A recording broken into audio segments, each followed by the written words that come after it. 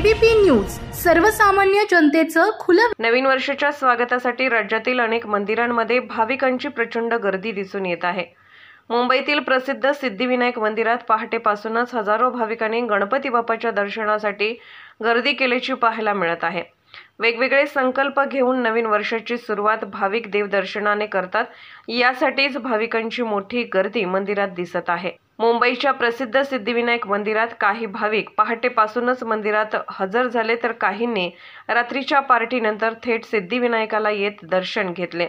पहिली आरती अनुभवण्यासाठी काही भाविक रात्रीची शेवटची लोकल आणि पहाटेची पहिली लोकल पकडून आलेले या ठिकाणी पाहायला मिळत आहे। तर भक्तांची ही अलोट गर्दी पाहता मंदिर प्रशासन आणि पोलिसांनी चोख व्यवस्था केली आहे। भक्तांची सोय आणि सुरक्षा यासाठी विशेष व्यवस्थापन केले गेले आहे। भाविकांच्या मते नवीन वर्षात चांगल्या गोष्टी करण्याचा संकल्प बाप्पांच्या चरणी अर्पण करून वर्षाची सुरुवात सकारात्मक करण्याचा प्रयत्न या भाविकांकडून केला जात आहे।